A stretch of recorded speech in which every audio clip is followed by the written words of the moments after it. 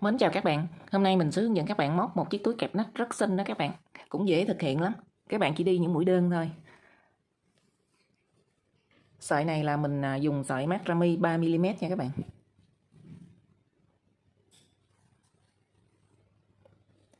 Ở phần quai túi thì mình thắt, ở túi màu hồng thì mình thắt một sợi thôi. Còn túi màu xanh này thì mình thắt 2 sợi, sau đó mình nẹp lại như thế này. Nẹp bằng keo hoặc là các bạn có thể dùng kim để mình khâu lại cũng được ha.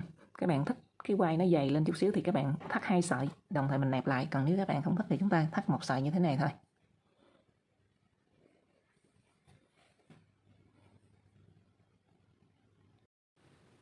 Để móc chiếc túi này các bạn cần chuẩn bị một cuộn sợi macrame 3mm và mình sử dụng kim móc 4.5 nha các bạn.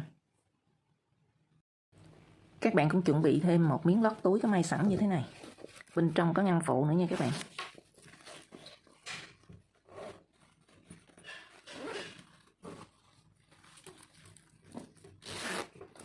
Rồi cước để mình khâu và cái nút gài này các bạn kéo và súng bắn keo.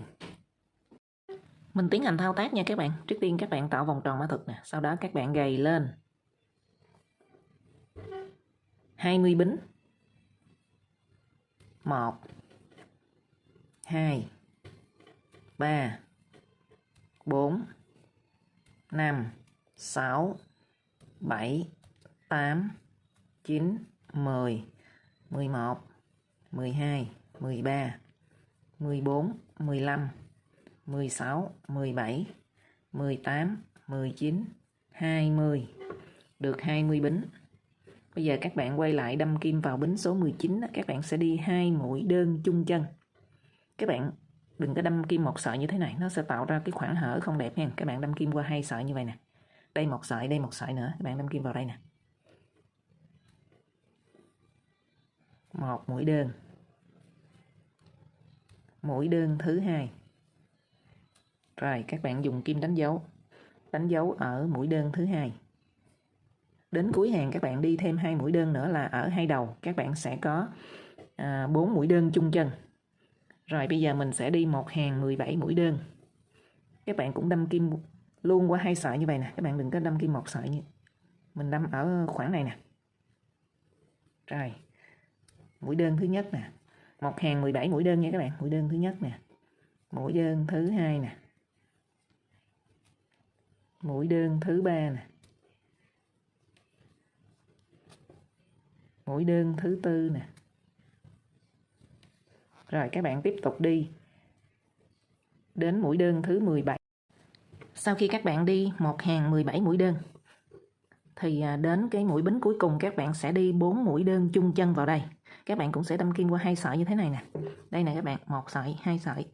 Nếu các bạn đâm kim vào đây thì nó sẽ tạo ra một khoảng hở rất là to, không đẹp nha. Các bạn đâm kim vào đây nè. Như thế này nè. Đó. Mũi đơn thứ nhất. Mũi đơn thứ hai. Rồi, các bạn đi phía bên còn lại là 2 mũi nữa. Mũi đơn thứ nhất. Mũi đơn thứ hai. Rồi, các bạn sẽ đánh dấu lại nha. 4 mũi ở đầu này các bạn đánh dấu lại nè.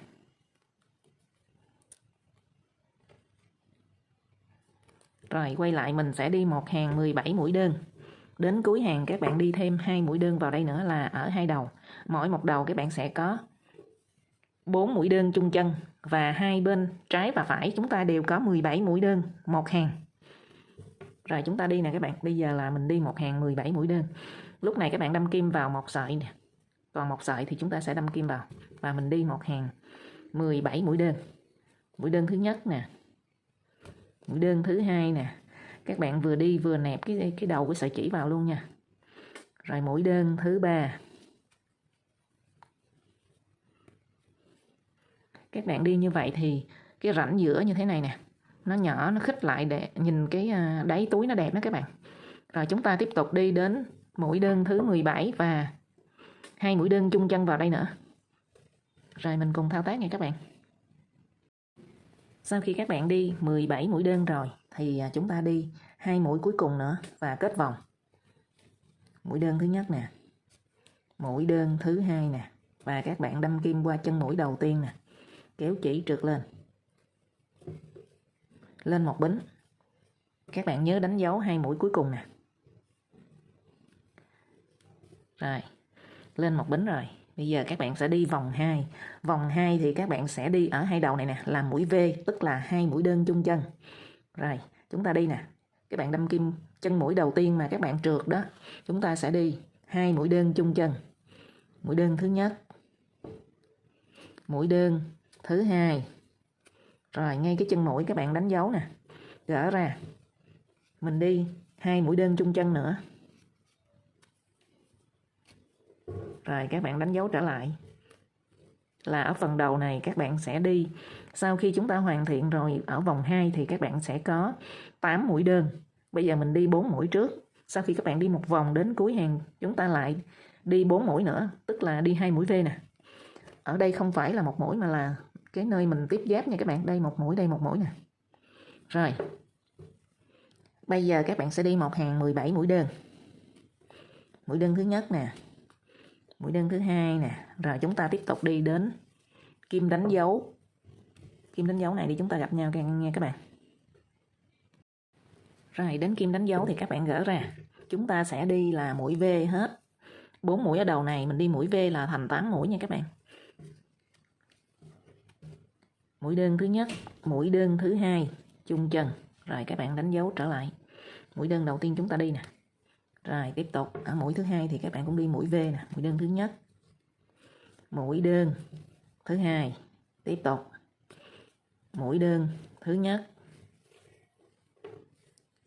mũi đơn thứ hai. Rồi đến vị trí kim đánh dấu các bạn gỡ ra, chúng ta cũng đi 2 mũi đơn chung chân nữa, mũi đơn thứ nhất, mũi đơn thứ hai. Rồi đánh dấu trở lại mũi đơn thứ hai này. Rồi chúng ta tiếp tục đi một hàng 17 mũi đơn.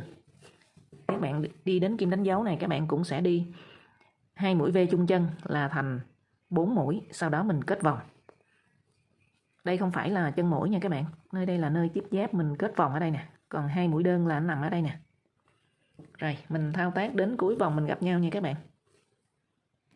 Rồi đến cuối vòng 2 này các bạn, sau khi chúng ta đi 2 mũi V nè, mình kết vòng.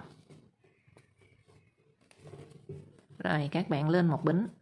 Mình đi vòng 3 thì các bạn sẽ đi là 1X 1V. Mũi đầu tiên là các bạn sẽ đi 1 mũi đơn nè. Mũi thứ hai là các bạn sẽ đi 2 mũi đơn chung chân, tức là mũi V đó, 1X 1V. Rồi tiếp tục 1X.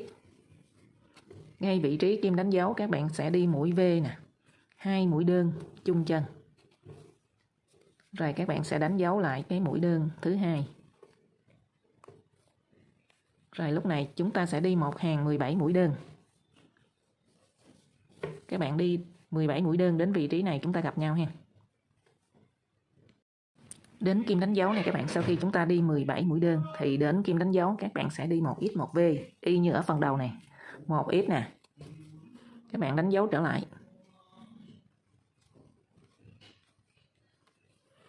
Rồi 1V nè. Các bạn sẽ đi 2 mũi đơn chung chân. Rồi tiếp tục 1X 1V nữa, 1X. Rồi 1V. 2 mũi đơn chung chân. Tiếp tục 1X nữa. Rồi 1V. 2 mũi đơn chung chân. Rồi 1X. Các bạn gỡ kim đánh dấu ra. 1V ngay vị trí kim đánh dấu. Sau đó các bạn đánh dấu trở lại. Rồi chúng ta đi một hàng 17 mũi đơn.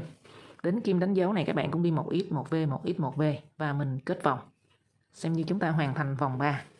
Rồi mình thao tác nha các bạn. Kết thúc vòng 3, bây giờ mình sẽ lên vòng 4. Vòng 4 là mình đã hoàn thành cái chân đế nha các bạn. Các bạn sẽ lên một bính, sau đó mình đi 2X 1V. Mũi X đầu tiên là các bạn sẽ đâm kim vào cái chân mũi các bạn trượt đó. 1X nè, tức là mỗi mũi một chân. Rồi 1V, 2X, thêm 1X nữa các bạn. Rồi, sau đó mình sẽ đi mũi V, 2 mũi đơn chung chân. mũi đơn thứ nhất nè, mũi đơn thứ hai. Rồi các bạn sẽ đi tiếp tục lặp lại 2x1v nữa, mũi đơn thứ nhất, mũi đơn thứ hai. Rồi các bạn sẽ gỡ kim đánh dấu ra. Mình đi 2 mũi đơn chung chân. Lúc này các bạn không cần đánh dấu trở lại tại vì mình đã hoàn thành cái phần chân đế rồi. Bây giờ các bạn sẽ đi một hàng 17 mũi đơn. Các bạn đi đến đầu này, mình nói luôn để các bạn thao tác ha. 2x1v nè, 1x, 2x, rồi 2 mũi đơn chung chân. 1x, 2x, mũi V, 1x, 2x, mũi V, 1x, 2x, mũi V. Rồi chúng ta sẽ đi một hàng 17 mũi đơn. Đến đầu này các bạn cũng lặp lại y như vậy. 1x, 2x, mũi V, 1x, 2x, mũi V. Còn vị trí này là nơi tiếp giáp á, các bạn không phải là một chân mũi ha. Chúng ta kết vòng là mình đã hoàn thành vòng 4 và cũng là hoàn thành cái phần chân đế luôn. Sau khi các bạn hoàn thành 4 vòng ở chân đế thì chúng ta có tổng số mũi là 66 mũi nha các bạn. Hai bên đây nè, các bạn sẽ có 17. 17 là 34. 34 ở hai đầu này sau khi các bạn tăng lên 4 vòng thì chúng ta sẽ có mỗi một đầu là 16 mũi. 16 với lại 16 là 32. 32 với lại 34 là tổng số mũi xung quanh chân đế là các bạn có 66 mũi nha. Rồi bây giờ mình sẽ đi lên phần thân. Các bạn lên một bính. Mình đâm kim vào một sợi thôi các bạn.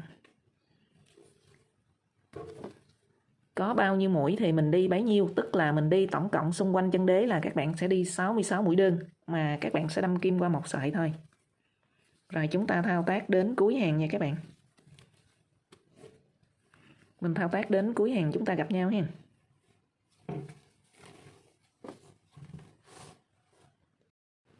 Rồi sau khi các bạn hoàn thành vòng thứ nhất của phần thân là tổng số mũi xung quanh chân đế là các bạn có 66 mũi thì mình đi lên vòng 1 của phần thân cũng 66 mũi luôn ha. Bây giờ lên vòng 2. Ở vòng 2 thì chúng ta sẽ đi như thế này, các bạn lên một bính nè. Rồi, mình không có đâm kim vào khoảng giữa như thế này mà các bạn sẽ đâm kim vào ở giữa của cái mũi đơn này luôn nè. Các bạn đâm kim vào đây nè. Và ra phía sau luôn. Các bạn cũng sẽ đâm kim vào ở giữa như thế này. Đó. Rồi mũi thứ hai các bạn cũng đi y như vậy. Các bạn đừng có đâm kim qua một bên như thế này. Mà ở phía sau nó cũng là ở giữa luôn ha. Ở giữa hai sợi nè. Đó. Bây giờ chúng ta đi nè.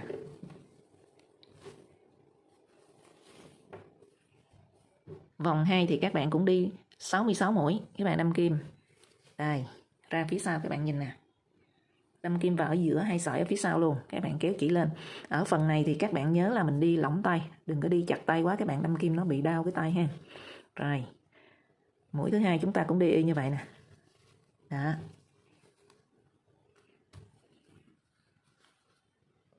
Các bạn kéo chỉ lên. Lỏng tay. Để có những cái khoảng như thế này. Khi các bạn đi vòng 3 thì chúng ta đi cũng nhẹ tay. Không có nặng tay, đau tay ha. Rồi. Các bạn đi tiếp tục. Mình đi y như vậy đến cuối hàng luôn các bạn. Đâm kim vào ở giữa mũi đơn á. Đây, các bạn nhìn nè. Mình đâm kim vào ở giữa nè. Mình không có đâm kim vào đây. Các bạn đâm kim vào ở giữa. Rồi, ở phía sau cũng là ở giữa luôn nha các bạn. Giữa hai sợi nè. Ví dụ như mũi tiếp theo nè. Các bạn cũng sẽ đâm kim vào hai sợi như thế này nè. Mình đâm kim vào đây nè.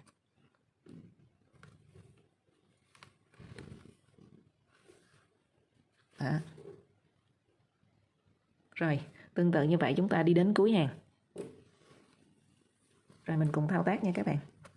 Các bạn đi thông thả lỏng tay. Đã xong hàng thứ hai, bây giờ mình lên hàng thứ ba. Hàng thứ ba các bạn sẽ đi mũi V ở hai bên hông như thế này. Chúng ta sẽ tăng 2 mũi. Ở đầu bên trái một mũi, đầu bên phải một mũi. Rồi chúng ta thao tác này các bạn. Các bạn lên một bính. Ngay vị trí này các bạn sẽ đi 2 mũi đơn chung chân.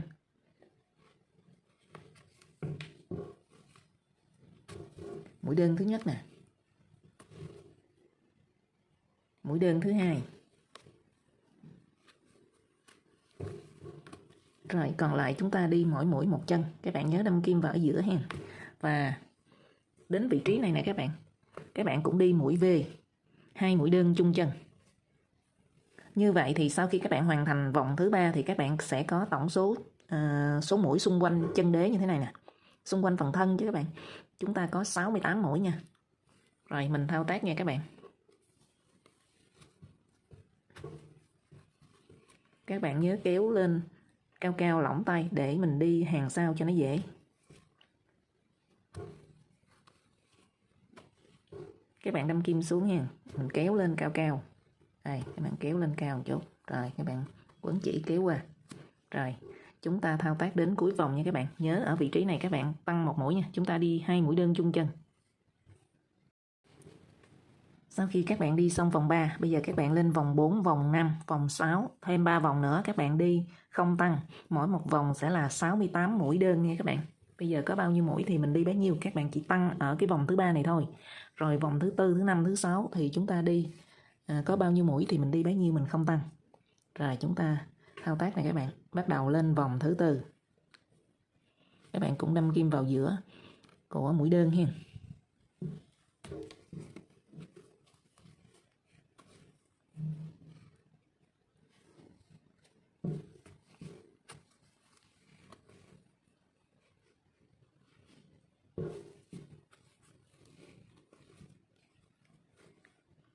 Đến cuối vòng thứ 6 chúng ta gặp nhau nha các bạn.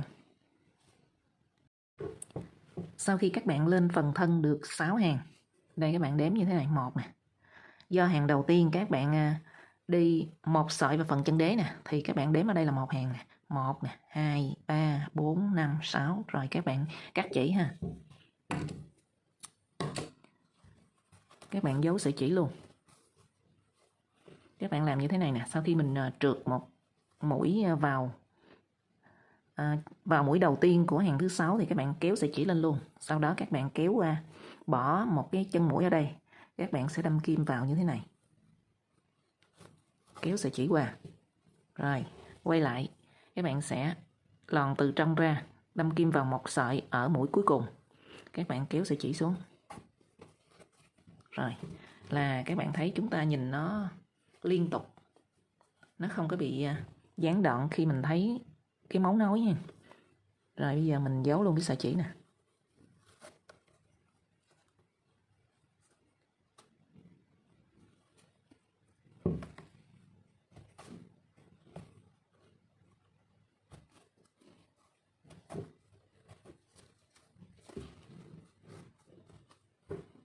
Rồi các bạn bắt đầu đi vòng tròn nè. Mình đi tổng cộng là 10 vòng tròn nha các bạn. Rồi bây giờ chúng ta sẽ tạo vòng tròn ma thuật nè. Các bạn lên 21 bính.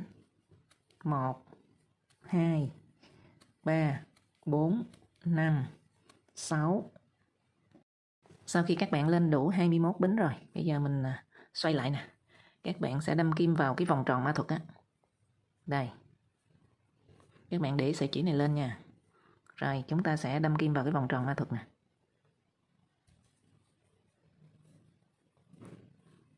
Các bạn kéo chỉ trượt qua luôn.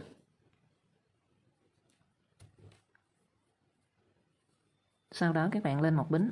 Rồi bắt đầu chúng ta sẽ đi nè. Các bạn đi mỗi một bính như thế này các bạn đi một mũi đơn. Mà các bạn sẽ đi thêm một cái mũi ở cái vòng tròn ma thuật. Thì sau khi các bạn đi xong á, chúng ta có 22 mũi đơn xung quanh cái vòng tròn này nha các bạn. Mũi thứ nhất rồi. Mũi thứ hai. Các bạn vừa đi vừa nẹp cái đầu sợi chỉ vào luôn. Mũi thứ ba. Mũi thứ tư.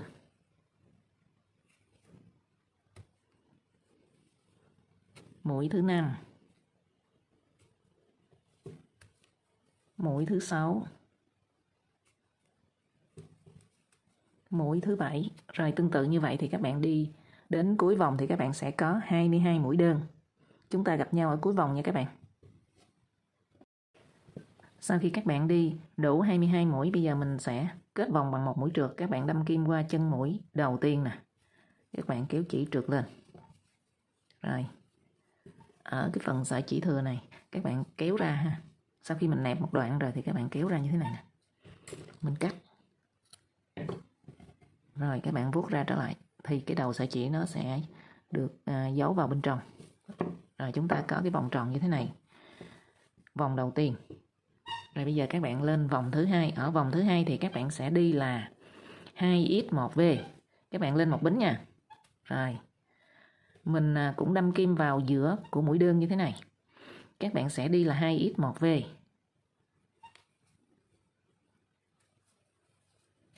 1x nè.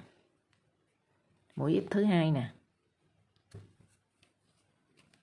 Rồi mũi thứ ba thì các bạn sẽ đi 2 mũi chung chân.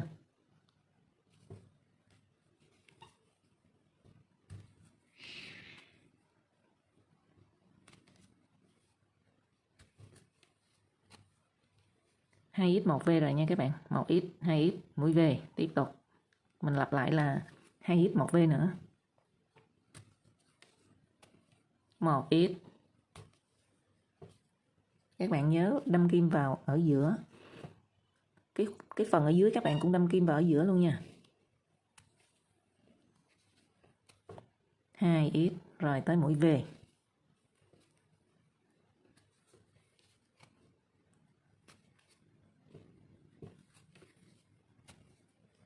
Rồi tương tự như vậy thì mình lặp lại đến cuối vòng nha các bạn. Sau khi các bạn đi vòng 2 đến cuối hàng thì các bạn còn một mũi nè. Chúng ta sẽ đi, mũi này thì chúng ta đi bình thường, mỗi mũi một chân. Rồi, sau khi mình tăng theo quy luật các bạn 2x1v, 2x1v thì do xung quanh cái vòng tròn này các bạn có 22 mũi mà mình đi theo quy luật là 2x1v, 2x1v thì đến cuối vòng các bạn còn dư một mũi thì chúng ta cứ đi một mũi bình thường. Rồi, sau đó các bạn kết vòng. Lên vòng 3 thì các bạn sẽ đi là 3x1v. Mà ở vòng 3 này thì các bạn sẽ tăng mũi đầu tiên đi. Tại vì khi các bạn đi 3x1v thì các bạn sẽ đi nè, 1, 2, 3. Đến cái mũi này nè, nó là mũi tăng nên các bạn đi nó hơi khó. Nên bây giờ mình ở vòng 3 này các bạn sẽ đi mũi đầu tiên là mũi v đi. Các bạn đi 2 mũi đơn chung chân. 1 mũi nè, thêm một mũi chung chân vào đây nữa. Rồi, sau đó các bạn sẽ đi 3x1v. Chúng ta lặp lại nhịp nhàng như vậy ha. 1 mũi x nè. Mũi x thứ hai nè. Mũi x thứ ba nè. Rồi các bạn đi mũi v chúng ta tăng nè. 2 mũi đơn chung chân. Mũi đơn thứ nhất nè. Mũi đơn thứ hai nè. Rồi chúng ta lại lặp lại 3x1v nữa.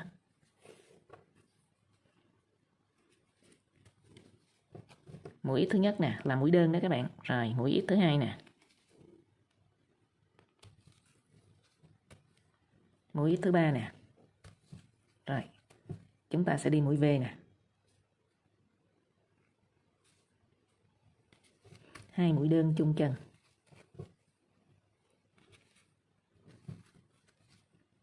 Rồi bây giờ mình lặp lại đến cuối vòng nha các bạn.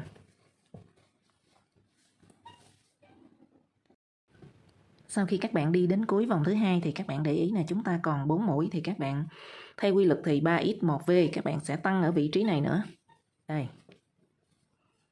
Nhưng mà mình đã tăng mũi đầu tiên rồi nên các bạn không tăng nữa mà chúng ta đi một mũi thôi, sau đó các bạn kết vòng.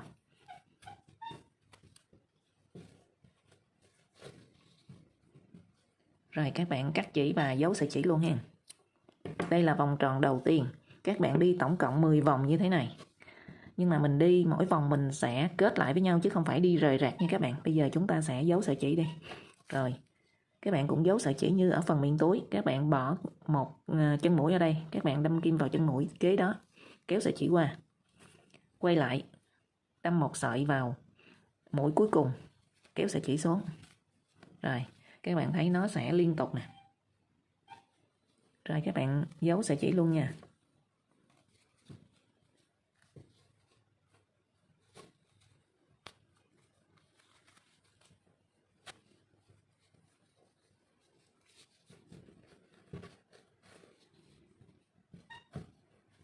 Rồi chúng ta sẽ đi vòng tròn tiếp theo. Trước tiên thì các bạn sẽ tạo vòng tròn ma thuật nè. Các bạn cũng gầy lên 21 bính. 1, 2, 3, 4, 5, 6, 7, 8, 9, 10, 11, 12, 13, 14, 15, 16, 17, 18, 19, 20, 21. Rồi, bắt đầu chúng ta sẽ lồng vào cái vòng tròn đầu tiên nè. Đây gọi là vòng tròn thứ nhất nha các bạn. Bây giờ các bạn sẽ lòn xuống. Rồi. Các bạn sẽ đâm kim vào cái vòng tròn ma thuật. Mình bắt đầu đi lại cái vòng tròn giống hệt như cái vòng tròn đầu tiên này. Đây, các bạn nhớ để cái sợi chỉ lên trên nha. Rồi mình mới đâm kim vào cái vòng tròn ma thuật và các bạn kéo chỉ trượt qua luôn.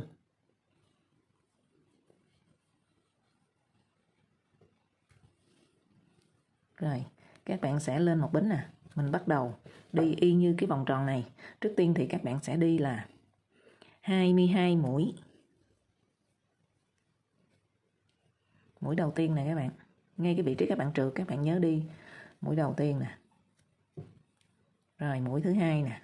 Vừa đi vừa nẹp cái đầu sợi chỉ vào luôn. Mũi thứ hai nè.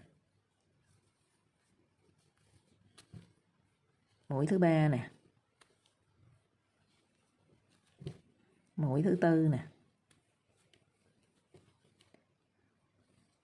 Rồi các bạn đi tròn vòng ha. Đi đến đâu thì mình xoay để cho những cái sợi bính này nó lên để mình đi. Sau khi đi đến cuối vòng thì chúng ta gặp nhau ha các bạn. Đến cuối vòng được 22 mũi rồi thì các bạn sẽ đâm kim vào chân mũi đầu tiên nè. Các bạn kéo chỉ trượt qua. Bây giờ mình sẽ lên vòng 2 thì các bạn lên một bính. Mình đi 2x1v và các bạn lặp lại y như cái vòng tròn đầu tiên chúng ta đi nè. Các bạn cũng sẽ đâm kim vào chân ở giữa của mũi đơn đó. Các bạn đâm kim vào đây. Đi 2x1v.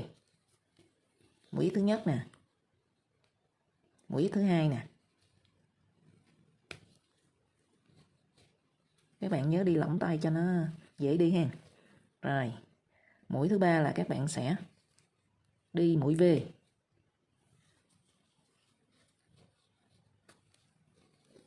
Một mũi đơn, thêm một mũi nữa chung chân vào đây.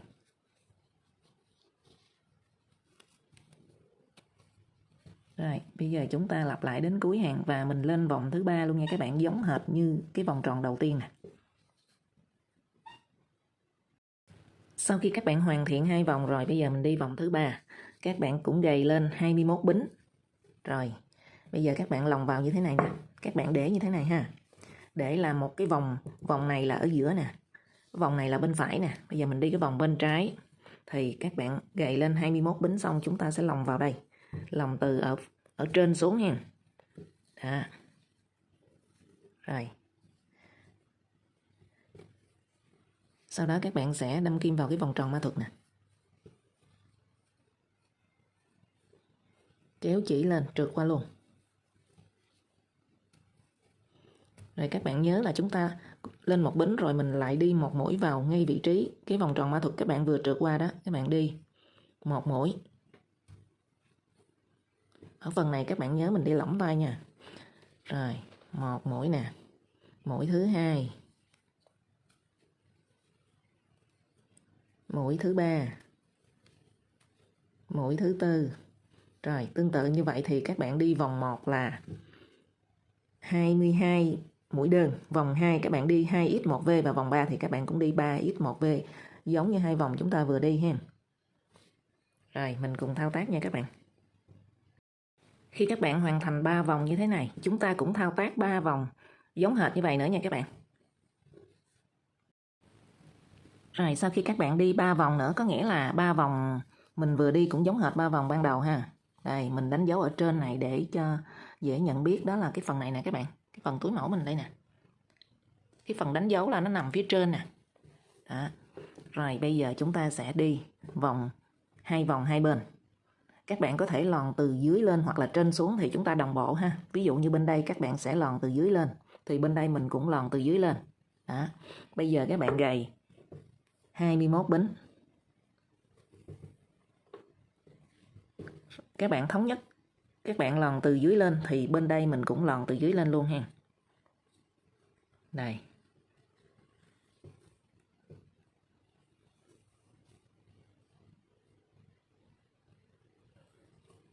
Rồi như vậy các bạn lòn từ dưới lên. Bên đây mình đi một vòng nữa các bạn cũng lòn từ dưới lên. Rồi chúng ta thao tác này các bạn. Mình đâm kim vào vòng tròn mã thuật ha. Kéo chỉ trượt lên luôn. Lên một bính. Rồi các bạn đi ngay cái vòng tròn mã thuật đó 1 mũi. Còn lại 21 bính thì các bạn đi 21 mũi nữa là thành 22 mũi. Và chúng ta thao tác y như những vòng các bạn vừa đi. 3 vòng, vòng 1 22 mũi đơn, vòng 2 các bạn đi 2x1v và vòng 3 là 3x1v. Rồi chúng ta cùng thao tác nha các bạn. Rồi sau khi các bạn đi xong 2 vòng bên trái và bên phải, các bạn nhớ là khi mình lòng từ trên xuống thì các bạn cũng đi từ trên xuống hai bên cho nó đều nè. Các bạn lòng từ trên xuống như thế này. Đó. Rồi bây giờ mình sẽ kết 3 vòng còn lại nữa nè. Bây giờ các bạn đếm như thế này nè. 1, 2, 3, 4, 5. Mình đi vòng thứ 6. Các bạn kết 3 vòng còn lại nữa. Vòng thứ 6 mình đi đây. Vòng thứ 7, thứ 8, thứ 9. Sau khi các bạn kết cái vòng này ở đây và chúng ta đi vòng cuối cùng nữa là xong cái phần hoa văn những cái vòng tròn xoắn xoắn nha. Bây giờ các bạn sẽ gầy 21 bính nè. Rồi. Bây giờ mình sẽ lòng như thế này các bạn. Các bạn sẽ lòng từ bên mà 3 vòng á, là từ bên tay phải. Các bạn lòng xuống, kéo lên và đè lên cái vòng số 5. Đây. Rồi kéo lên. Bắt đầu mình đi. Các bạn chỉnh lại cho nó ngay cùng một chiều để mình đi nè. Mình đâm kim vào cái vòng tròn ma thuật này các bạn. Các bạn kéo chỉ trượt lên. Rồi lên một bính. Bắt đầu mình đi nè. Mũi đầu tiên là các bạn sẽ đi vào cái vòng tròn ma thuật nha. Rồi sau đó chúng ta sẽ đi 21 mũi, còn lại là mình lên 21 xích nè. Các bạn đi 21 mũi đơn. Mỗi mũi một chân, rồi chúng ta thao tác y như những cái vòng tròn chúng ta vừa thực hiện. 3 vòng. Vòng 1 thì 22 mũi đơn. Vòng 2 thì các bạn sẽ đi là 2x1v. Và vòng 3 là 3x1v. Rồi chúng ta thao tác hết cái vòng số 6 này. Thì mình sẽ thao tác đến cái vòng cuối cùng để kết lại tổng số là 10 vòng nha các bạn. Mình vừa đi xong vòng số 6, các bạn đếm từ trái sang phải nè. 1, 2, 3. Cái vòng số 3 là mình đánh dấu, có kim đánh dấu ở trên này. Mình đánh dấu ở phía này là mình biết phần này là mình xoay lên cái miệng túi đó các bạn. Đây cũng vậy nè. Rồi. 3 rồi. 1, 2, 3 nè. 4, 5, 6. Cái vòng số 6 là mình vừa đi xong. 7, 8, 9. Còn một vòng nữa. Một vòng thì các bạn sẽ kéo lại. Kéo như thế này. Đó. Rồi. Mình sẽ đi cái vòng cuối cùng để kết hai cái vòng này lại. Vòng số 1 và vòng số 9 kết lại. Rồi chúng ta gầy lên 21 bính nha các bạn. Bây giờ các bạn sẽ đi như thế này. Mình lấy cái phần đầu mình tạo vòng tròn ma thuật nè. Các bạn lòn xuống ở bên tay phải nha. Các bạn lòn từ trên xuống, kéo lên và đè lên cái vòng kế bên là vòng bên tay trái. Vòng bên tay phải thì mình lòn từ trên xuống, kéo sẽ chỉ lên và đè lên cái vòng bên tay trái. Rồi các bạn sẽ kéo lên nè. Rồi bây giờ mình kết vòng và mình đi thôi. Các bạn đâm kim vào vòng tròn ma thuật nè. Kéo chỉ lên trượt qua luôn. Khi các bạn khâu xong vòng cuối cùng, bây giờ các bạn sẽ dùng súng bắn keo để mình định hình lại những cái vòng tròn này nha các bạn. Các bạn trước tiên là tập trung 3 cái vòng tròn này. Là mình sẽ để như thế này. Các bạn xoay những cái mấu nối làm sao để mình che khuất lại cái phần mà mình dán lại đó. Mình chồng lên như thế này nè. Giống như cái vòng tròn này các bạn đã che cái vòng tròn trên đè xuống thì mình để cái mấu nối nó nằm ở dưới này. Rồi, còn cái vòng tròn ở giữa thì cái mấu nối nằm đây thì mình cũng che lên. Đó. Và các bạn sẽ dán lại làm sao để cái đường này trước tiên 3 vòng ở trên này cho nó bằng nhau nè, thẳng hàng nè. Đó. Rồi các bạn sẽ dùng súng bắn keo để mình dán lại. Mình dán trước 3 vòng này đi các bạn.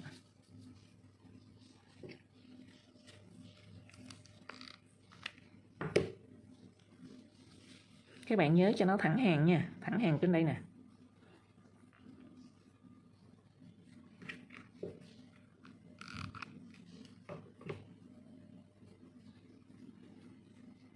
Và hai mí này nó phải chạm với nhau như thế này. Đó. Rồi các bạn dán hai bên xong rồi xuống đây mình cũng dán ở đây. Và bên đây nữa. Bên đây là cái mấu nối của vòng tròn bên trái nè các bạn, mình dán lại cho nó khuất luôn.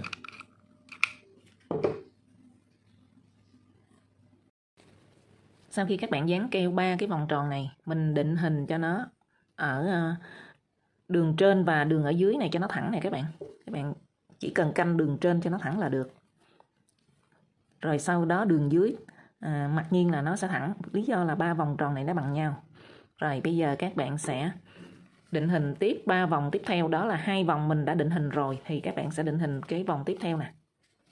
Đây. Và mình cũng che đi cái phần mấu nối nha các bạn. Đây các bạn xoay cái phần mấu nối lại. Mình che nè, bắt đầu các bạn định hình 2 cái vòng mình đã định hình rồi và tiếp theo mình định hình cái vòng tiếp theo nữa. Đây.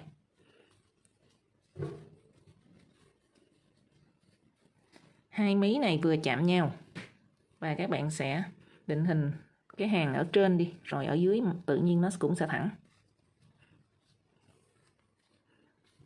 Rồi các bạn sẽ dán tiếp cái vòng tròn tiếp theo. Và tương tự như vậy thì các bạn sẽ đi, mình cứ định hình tiếp theo, ví dụ như 2 vòng mình đã dán, mình định hình cái vòng tiếp theo như thế này. Rồi tiếp tục 2 cái vòng các bạn đã dán và mình định hình vòng tiếp theo, và cứ thế mình đi tròn vòng luôn các bạn.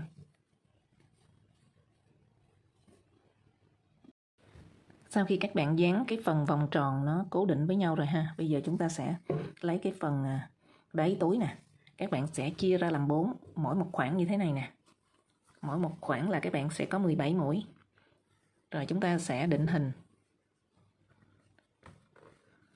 Các bạn sẽ định hình cái phần giữa nè. Các bạn sẽ cố định bằng kim đánh dấu này. Các bạn cố định vào phần giữa này. Cái vòng tròn ở giữa mình đã xác định ngay từ đầu đó các bạn. Cái vòng tròn ở giữa mình đánh dấu đó. Thì các bạn sẽ nhắm chân mình kết vào ở khoảng giữa. Rồi ở bên phía còn lại chúng ta cũng làm như vậy.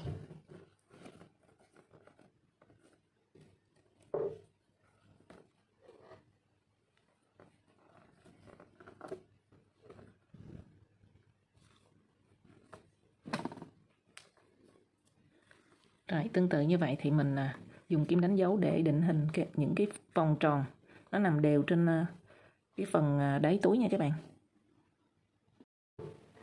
Sau khi các bạn định vị những vòng tròn trên cái phần đáy túi như thế này, chúng ta sẽ dùng kim khâu len để mình khâu lại. Các bạn sẽ đo xung quanh cái vòng tròn như thế này, sau đó các bạn sắp đôi sợi chỉ lại và mình cắt. Rồi các bạn xỏ vào kim khâu len và mình. Rồi bây giờ mình khâu như thế này các bạn. Mỗi một vòng tròn các bạn sẽ khâu 4 mũi. Mình định vị ở đây là khoảng giữa nên các bạn sẽ đi 4 mũi như thế này.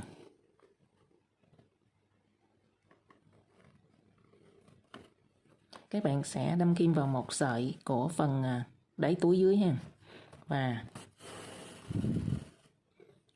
một sợi của vòng tròn. Sau đó các bạn sẽ đâm kim xuyên tới cái mũi tiếp theo của phần đáy túi nè. Mình gỡ kim đánh dấu ra.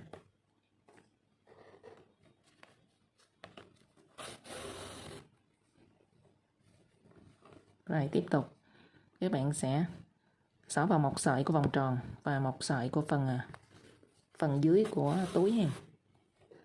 Là các bạn đi 1, 2 rồi.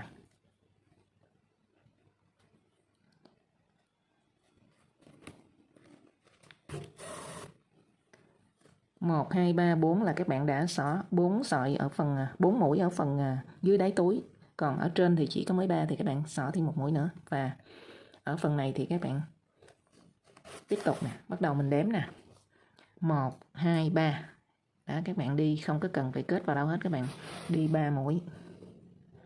1 nè, 2 nè, 3.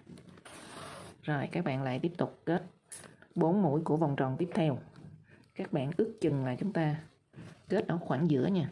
Đây.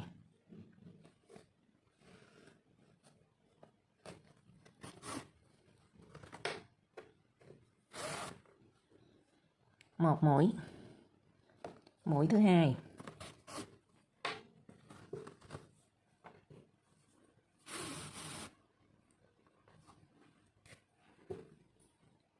Mũi thứ ba.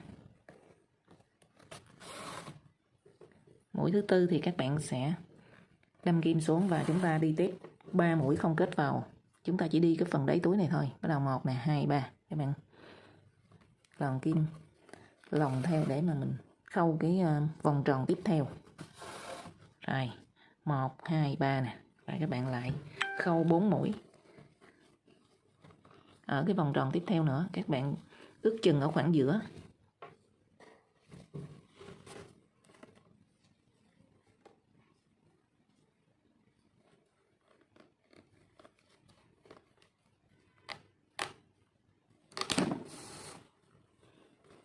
Rồi tương tự như vậy thì mỗi một vòng các bạn khâu kết xuống cái phần đáy túi này 4 mũi, sau đó mình luồn kim đi 3 mũi, không có kết vào đâu hết, sau đó các bạn lại kết tiếp tục. Và chúng ta đi như vậy đến hết vòng các bạn. Rồi bây giờ mình khâu nha các bạn. Mỗi một vòng tròn thì các bạn sẽ khâu là 4 mũi. Thì mình đang đánh dấu cái mũi ở giữa nè. Các bạn lùi lại một ô đi. Các bạn sẽ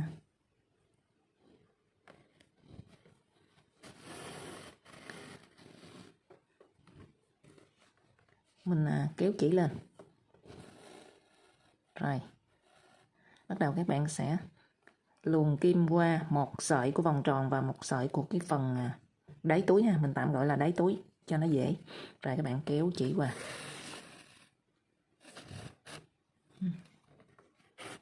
Rồi tương tự như vậy, bây giờ mình đi được một mũi rồi, các bạn đi 4 mũi ha. 1 rồi. Các bạn đi một sợi của vòng tròn và một sợi của phần đáy túi. 2 mũi rồi nè, đây một mũi là 2.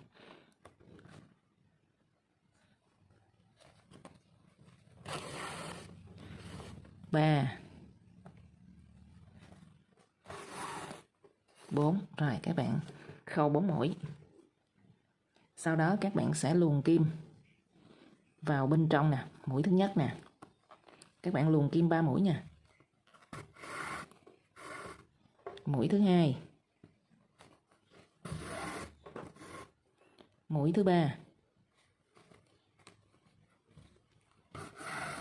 Rồi các bạn luồn kim 3 mũi, sau đó mình mới luồn vào mũi thứ tư tiếp theo để mình kết nè các bạn. Rồi, bây giờ mình kết ở vòng tròn 4 mũi. Mũi thứ nhất nè.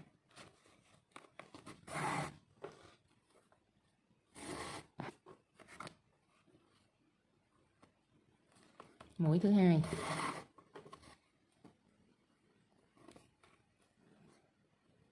Mũi thứ ba.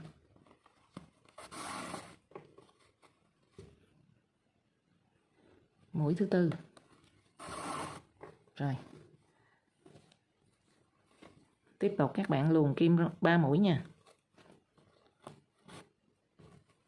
1, 2, 3 nè, các bạn luồn kim qua mũi thứ nhất nè. Mũi thứ hai nè, mũi thứ ba. Rồi các bạn kéo chỉ qua.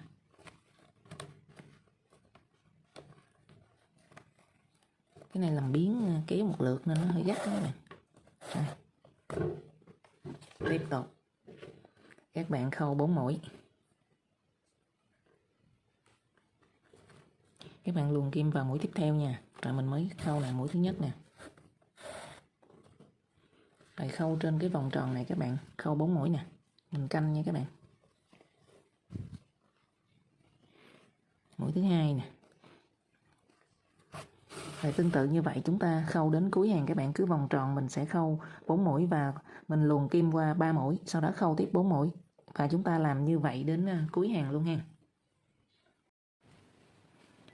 Sau khi các bạn dán những vòng tròn này xong rồi và kết vào cái phần thân dưới của túi rồi thì giờ chúng ta sẽ đi trên phần miệng túi ha. Bây giờ các bạn sẽ đi mỗi vòng tròn là 4 mũi đơn và khoảng cách giữa hai vòng tròn sẽ là 3 bính, nhưng ở bên hông túi nè các bạn đi 2 bính được rồi. Bây giờ chúng ta thao tác nè. Ở phần này các bạn canh nha, chúng ta sẽ ví dụ như ở đây là 4 mũi thì các bạn gióng thẳng lên là nó xem như 4 mũi còn lại nó đối xứng.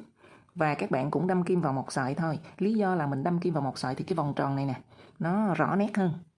Ví dụ đây nè các bạn. Nè mình đâm kim vào một sợi thôi nè. Còn chừa một sợi lại để mà nó tạo thành cái vòng tròn cho nó đẹp hơn. Rồi chúng ta thao tác ha. Bắt đầu mình đi từ phần hông đi, các bạn sẽ đâm kim vào đây nè.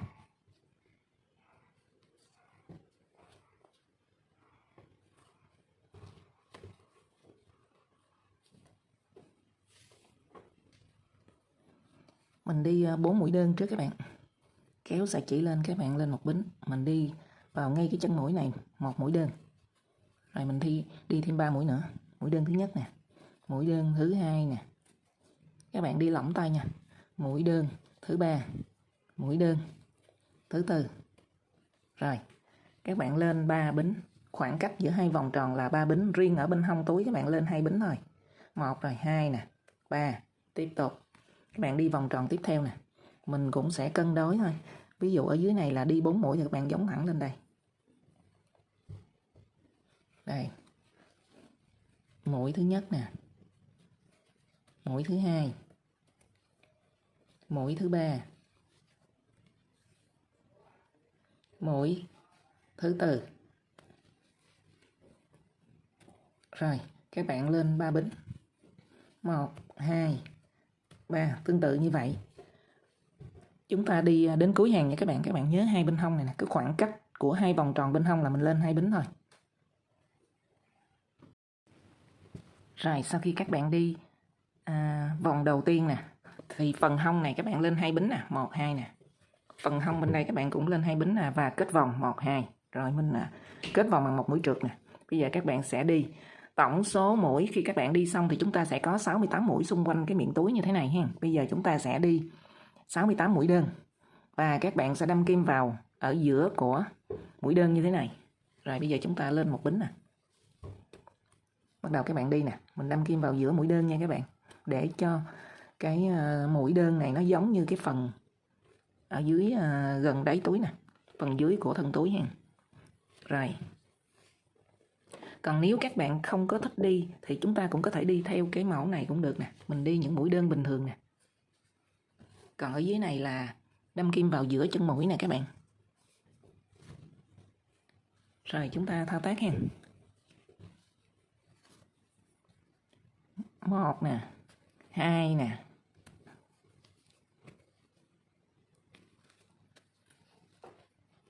3 nè. 4. Rồi, 3 bính thì các bạn đi 3 mũi đâm kim vào một sợi. 1 nè. 2. 3. Rồi, các bạn tiếp tục đâm kim vào giữa của mũi đơn nè. Rồi tương tự như vậy mình đi đến cuối vòng nha các bạn.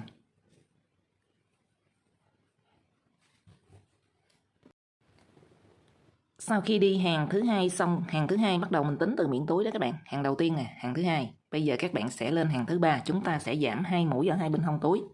Là mình đi 2 mũi chụm đầu đó các bạn.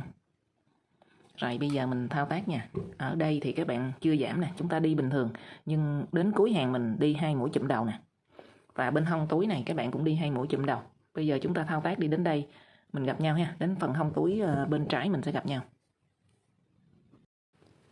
Đến phần hông túi này các bạn mình sẽ đi 2 mũi chụm đầu, là mình giảm mũi các bạn đâm kim xuống, kéo chỉ lên. Rồi, mình giữ đó và tiếp tục đâm kim mũi tiếp theo, kéo chỉ lên. Trên kim có 3 sợi nè, các bạn quấn chỉ kéo hết qua.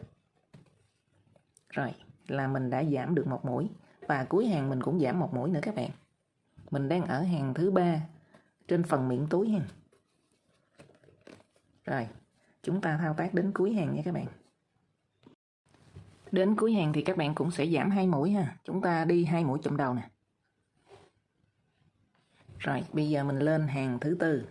Thì ở hàng thứ tư này các bạn sẽ giảm 4 mũi nè. Các bạn giảm ở khoảng này nè. Các bạn đi 2 mũi chụm đầu. Ở đối xứng bên đây mình cũng đi 2 mũi chụm đầu. Và phần bên tay trái cũng vậy. Đây 2 mũi chụm đầu, 2 mũi chụm đầu. Có nghĩa là ở hàng thứ tư của miệng túi các bạn sẽ giảm 4 mũi. Rồi chúng ta thao tác nha các bạn. Sau khi kết vòng bằng một mũi trượt thì các bạn sẽ lên một bính và chúng ta đi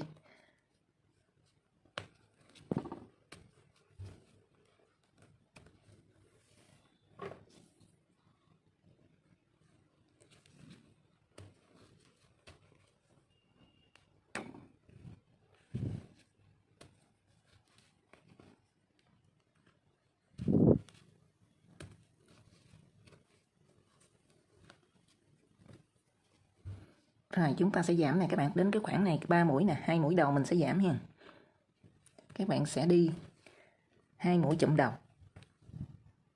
Mình quấn chỉ kéo lên, rồi chờ đó, tiếp tục đâm kim mũi tiếp theo và quấn chỉ kéo lên. Trên kim có 3 sợi thì mình sẽ kéo hết qua. Rồi chúng ta tiếp tục, mình giảm mũi đầu tiên.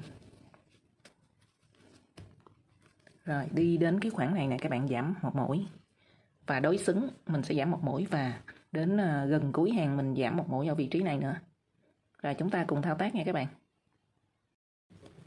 Sau khi đi hàng thứ tư xong, bây giờ mình lên hàng thứ 5. Các bạn sẽ đi không tăng không giảm ha, có bao nhiêu mũi thì mình đi bấy nhiêu. Rồi chúng ta thao tác hàng thứ 5 xong, mình sẽ may lót túi vào nha các bạn. Rồi chúng ta mới đi tiếp.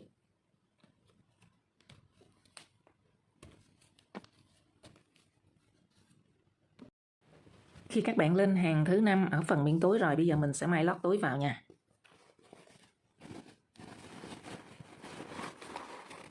Các bạn may ở cái hàng dưới nha.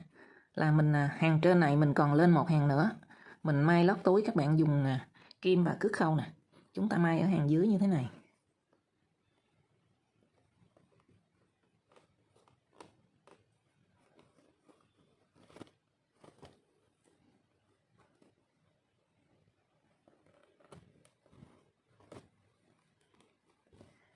Các bạn sẽ đi vòng hết qua và đến cuối vòng chúng ta cắt chỉ, sau đó mình lên mình móc thêm một hàng nữa và mình sẽ đi phần quai nha các bạn.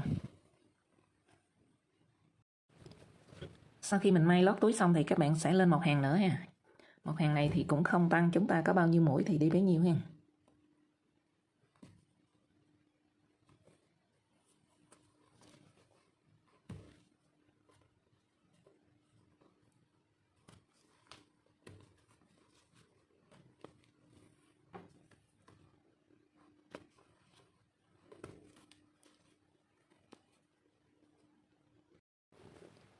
Đến cuối hàng thì các bạn cắt chỉ và giấu sợi chỉ luôn nha các bạn. Giấu sợi chỉ như thế này. Sau khi mà các bạn trượt rồi, mình cắt chỉ, mình lôi sợi chỉ này lên luôn. Các bạn bỏ cái mũi này, chúng ta đâm kim vào mũi tiếp theo, kéo sợi chỉ qua.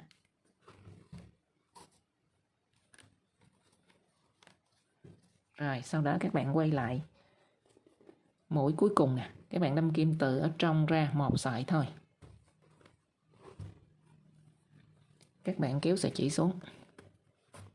Rồi các bạn nhìn nè, nó sẽ liên tục và không có nhận ra cái máu nối ha. Và mình tiếp tục giấu sợi chỉ nữa các bạn. Đi mấy đường nữa đi cho nó chắc ha. Rồi bây giờ các bạn chia ra như thế này để mình đi phần quai. Các bạn sẽ sắp đôi lại như thế này thì chúng ta sẽ có mỗi một bên là 31 mũi.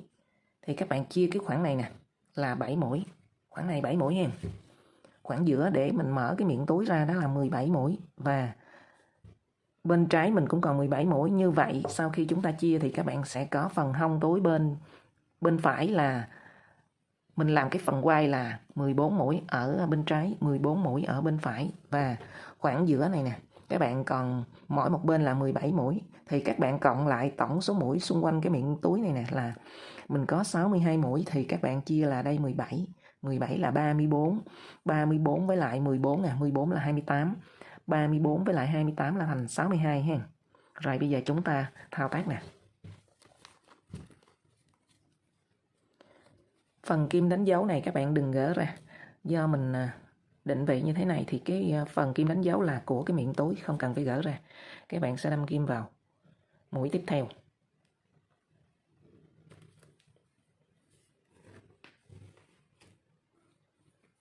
Kéo chỉ lên.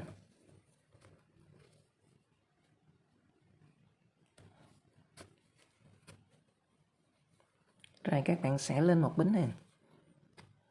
Nếu các bạn đi ngay vị trí này một mũi đơn thì chúng ta đi bình thường, nhưng do mình đang giảm mũi thì các bạn không cần phải đi vào đây, chúng ta kéo chỉ lên thôi. Mình đi vào mũi tiếp theo.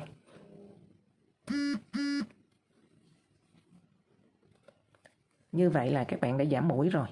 Mình đi 2 chân mũi nhưng ở trên cái hàng tiếp theo các bạn chỉ còn có một mũi như thế này là mình đã giảm một mũi rồi ha.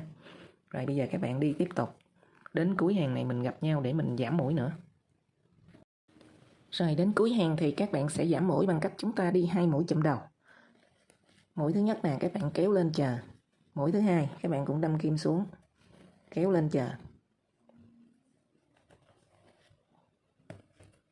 Các bạn gỡ kim đánh dấu ra luôn đi, tại vì mình không cần nữa, mình đã xác định được rồi. Rồi các bạn quấn chỉ kéo hết qua.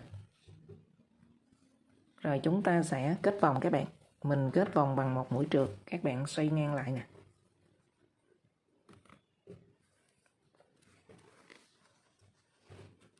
Đây, các bạn đâm kim qua chân mũi đầu tiên. Quấn chỉ, trượt lên luôn. Rồi, các bạn đi hàng thứ nhất thì chúng ta giảm 2 mũi thì còn 12 mũi. Bây giờ mình đi hàng thứ hai. Đầu hàng các bạn cũng giảm 1 mũi, cuối hàng giảm 1 mũi là mình còn 10 mũi ha.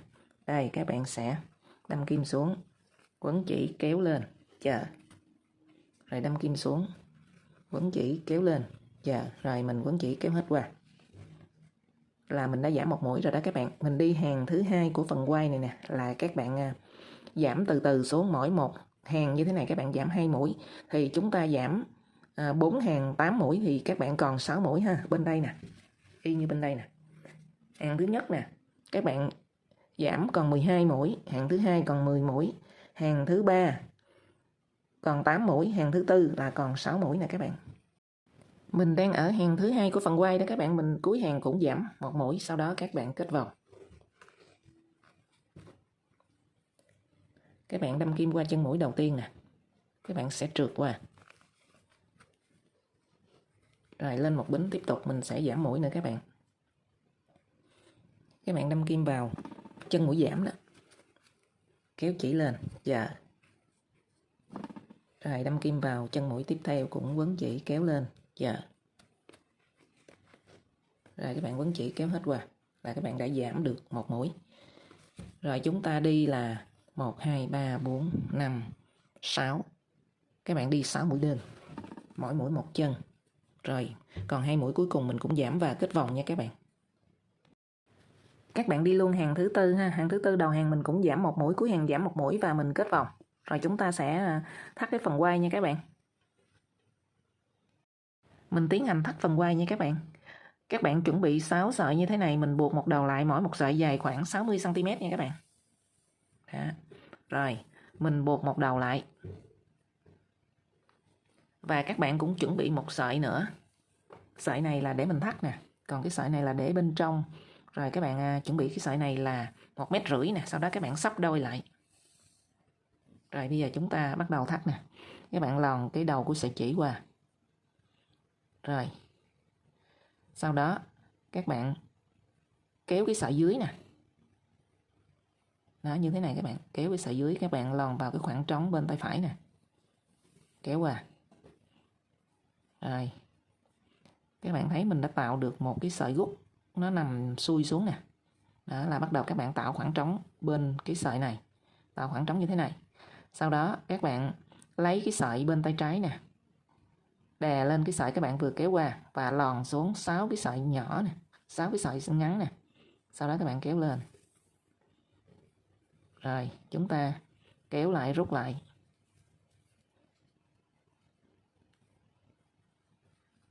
Tiếp tục bây giờ các bạn thấy mình đã tạo được cái sợi xuôi xuống rồi nè, thì các bạn tạo khoảng trống bên cái phần này nè. Đó. Rồi mình lấy sợi bên phải đè lên và lòn xuống dưới, kéo lên cái khoảng trống các bạn tạo đó. Rút sợi lên, sau đó mình rút lại. Mình làm thưa thưa để các bạn dễ nhìn thôi. Khi làm xong các bạn nhớ mình đun lại cho nó sát và cho nó đẹp ha. Rồi tiếp tục nè, bây giờ mình đã tạo được cái sợi bắt ngang nằm ở phía bên nào thì các bạn sẽ làm cái khoảng trống bên đó. Giả sử các bạn đang làm mà các bạn quên không biết là mình đã làm bên trái hay bên phải rồi, thì bây giờ các bạn nhìn cái sợi này nè, cái sợi nằm xuôi xuống nó nằm phía bên nào thì mình tạo khoảng trống bên đó. Rồi các bạn lấy cái sợi còn lại đè lên và lòn xuống dưới, kéo lên.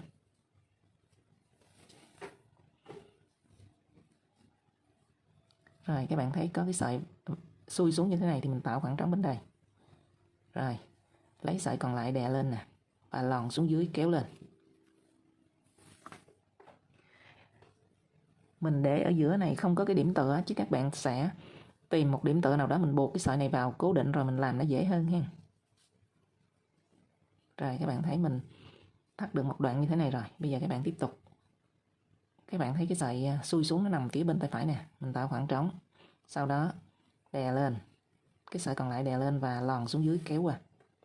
Tương tự như vậy thì các bạn sẽ thắt hết cái sợi 3 mét này, mỗi một bên 1,5 mét thì các bạn sẽ được một cái sợi khoảng 40 cm ha. Chúng ta đã khi đó thì chúng ta hoàn thành phần quai. Rồi sau khi các bạn thắt phần quai xong, các bạn sẽ lòn hai cái đầu của dây quai này vào hai cái lỗ hai bên nè. Các bạn dùng kẽm nè, các bạn sẽ lòn từ trong ra và kéo cái sợi chỉ xuống nha. Các bạn kéo từng sợi xuống thôi.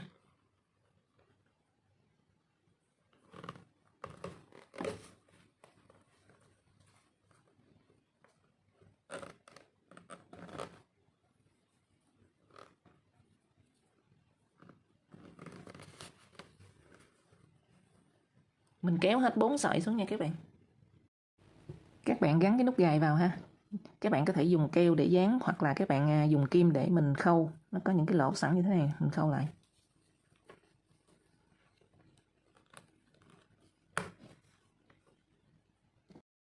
Xong rồi các bạn, mình vừa hướng dẫn xong phần móc chiếc túi kẹp nách. Cũng dễ thực hiện lắm các bạn. Các bạn hãy nhanh tay chọn màu chỉ mà mình yêu thích để thao tác màu em túi bổ sung vào bộ sưu tập túi của mình nhé. Mình chúc các bạn móc thành công. Cảm ơn các bạn đã xem video.